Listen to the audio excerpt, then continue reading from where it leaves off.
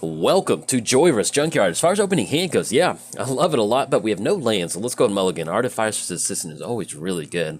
Yes, we'll keep on this one. We have a good Storm card in the hand, Everflowing Chalice, and then Is It Signet to get some good ramp down. Then hopefully we'll draw into one of those pieces. Do we want Academy Ruins on top?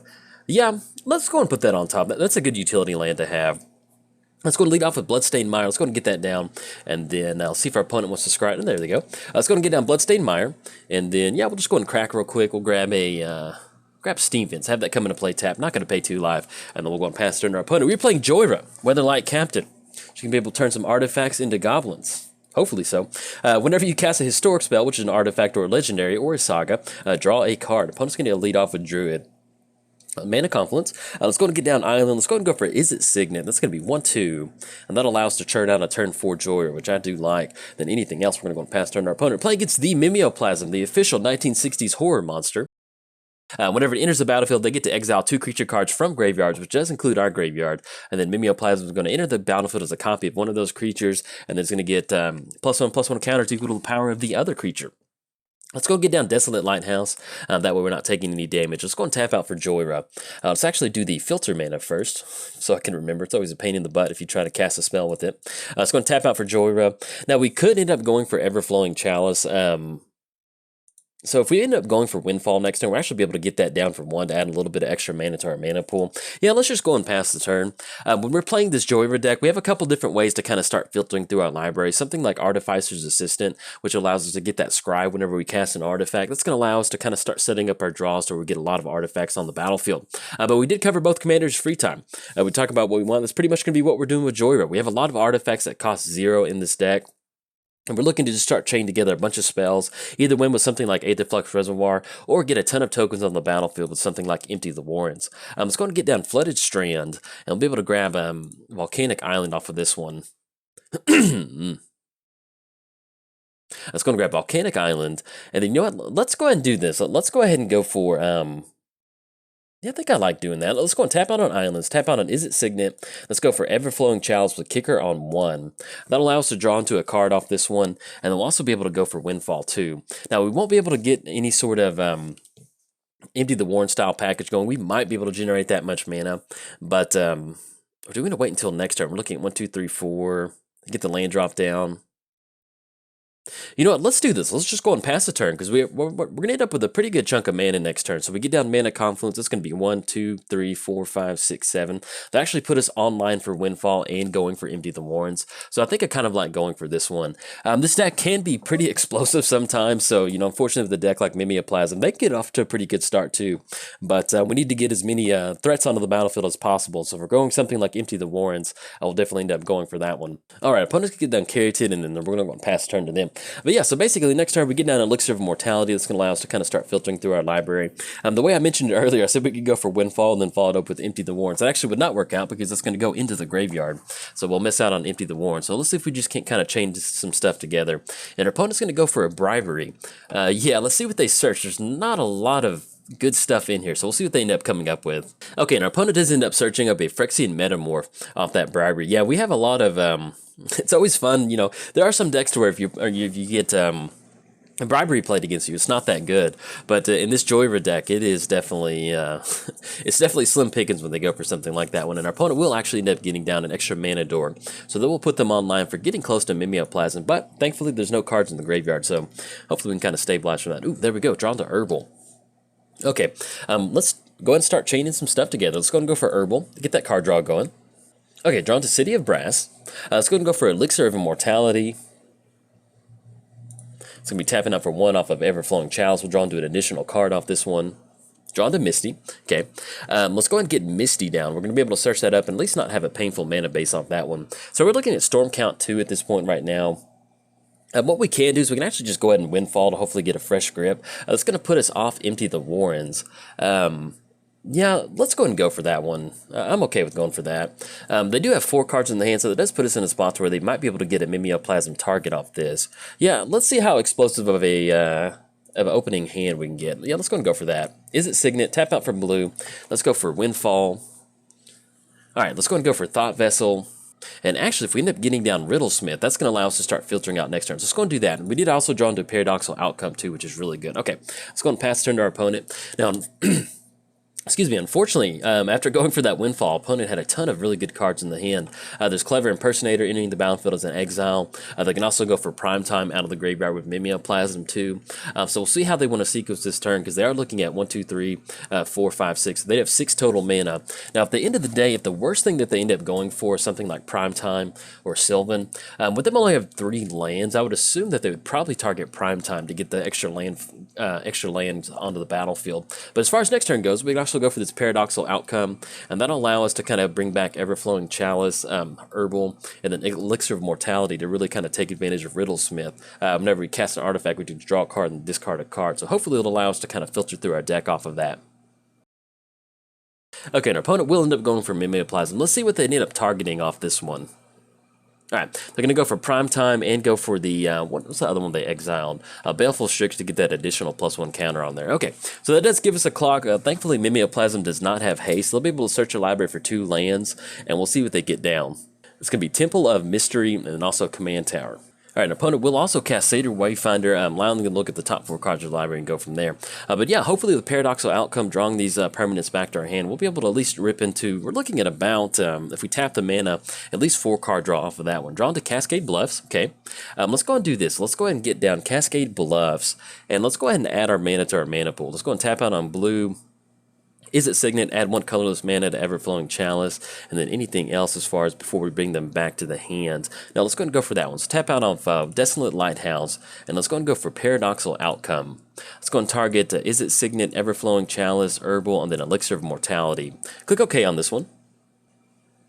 Okay, let's go and cast Everflowing Chalice. Actually, cast Herbal.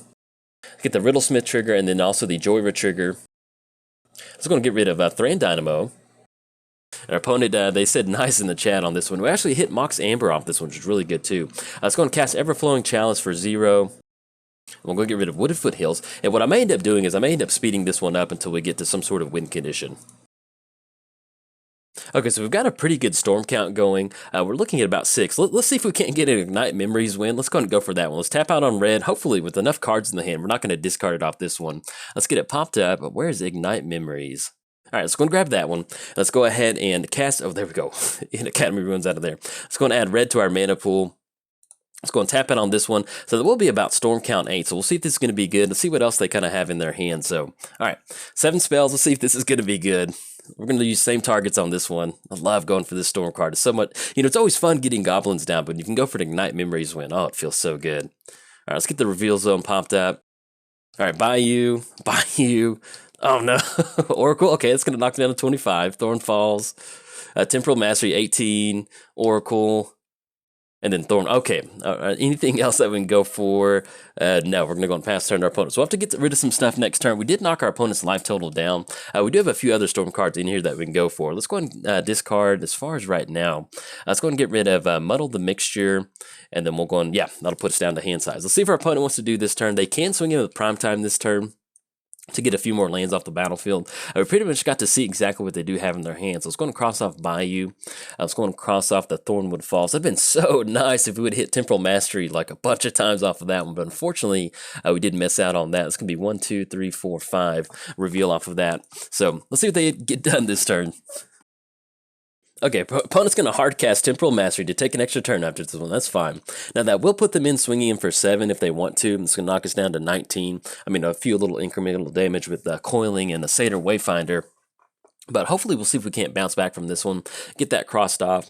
And now as far as next turn goes, unfortunately, we're not really going to have that many cheap artifacts to get down. We still have a full grip of artifacts. We actually go for Ethereum Sculptor, get that down. It's going to get a really good reduced cost and also allow us to go for stuff like Elixir of Mortality and Pithing Needle for free. So hopefully if we can get an additional turn, we might be able to kind of draw our way into something. Now, we're a little bit tight on mana. We do have Videlican Archmage in the hand. Whenever you cast an artifact spell, draw a card. That's going to be another way for us to really kind of start churning through our deck off of this one. But we'll see how much mana we have next turn to kind of get that going. We're a little bit tight at this point. It's going to be 1, 2, 3, 4, 5, 6, 7. So we're going to have 7 total mana, and then 2 of that's going to be Ethereum Sculptor. Now, the good thing about Ethereum Sculptor in this particular deck is that it does give our artifact spells a reduced cost of 1, which allows us to, and also it gives it a reduced cost, but at the same time, since it is an artifact creature, it's going to trigger Jhoira for an additional card draw. So it's not like it's just some sort of reducer cost that doesn't net us at least some sort of additional value off of that. Okay, opponent's going to go for Oracle, and we'll leave an Esper Panorama on top of their library. It's going to cross that off. Is there any land drops that they've made that we have not crossed off? Did they get? Yeah, they did get down Bayou and Oracle, so that still leaves Thornwood Falls in their hand too. Okay, our opponent's going to go for Duplicate. Okay, is there anything that we can do? No, that's actually going to be pretty bad for us. So they're going to get down Duplicate, and that's going to allow them to take care of Jhoira. Send her back to the command zone. Now, we'll put Jhoira's total cost back to 6, and so that'll kind of complicate what we're going to go for next turn, especially with Primetime breathing down on us like that. And our opponent will end up getting down Lightning Greaves too. Yeah, that's the downside to playing this Jhoira deck, is that it is so dependent upon her having her on the battlefield, and also having some sort of amplifying effect like Riddlesmith. So if something takes care of Jhoira, or if something gets rid of one of your kind of multiplying effects, it makes it really hard for you to close it out. Now, as far as combat damage, we've got 8. That's going to be 9. We have 11 coming across, which will put us down to 6. So it's almost like we need to, we have to get some stuff done next turn. We can try to make it work with Ethereum Sculptor and Riddlesmith, though, but we'll see what we draw into. Okay, that knocks us down to 6 and puts us down at 14 total commander damage. And we draw into Midnight. Okay, that's not too bad. Let's go ahead and go for Ethereum Sculptor on this one. Tap out for 1 blue. They'll still allow us to kind of start filtering through our... Yes, we're going to use that ability. Draw Shivan Reef, okay. At this point, we're going to get rid of Delicate Archmage because we can't really cast it at this point. Let's get down Shivan Reef. Let's go ahead and go for Elixir of Mortality. All right, so we do draw into Grape Shot. Okay, let's go and get rid of Phyrexian Altar on this one. Let's go and go for Midnight. Let's go and go for Pithing Needle. And we're going to name Pat Rack on this one. I don't know why, I just wanted to name Pack Rat. Let's go and tap out for 1 Izzet Signet. And let's go and get down Thought Vessel for 1.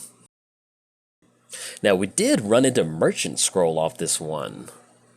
So we can bounce a bunch of stuff back to our hand, return all artifacts, but it's going to force us to go for Ethereum Sculptor again, and we'll have to get rid of Grape Shot. Is there any certain way we can do this?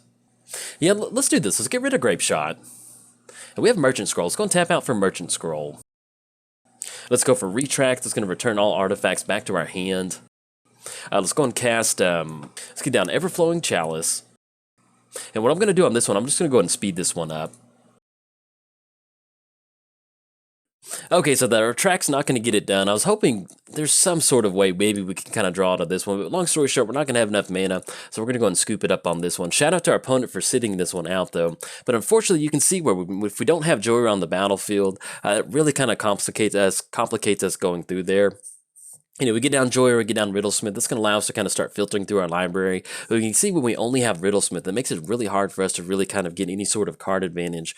We did kind of get into spots where we maybe could have gone for Grape Shot, but we had to end up discarding it, so that was just one of those downsides to going for that off that Riddlesmith activated ability. But you can see how explosive it is, and unfortunately we whiffed on that Ignite Memories, but still, really fun deck to play. In fact, if you enjoyed the video, like and subscribe. Thanks. Bye.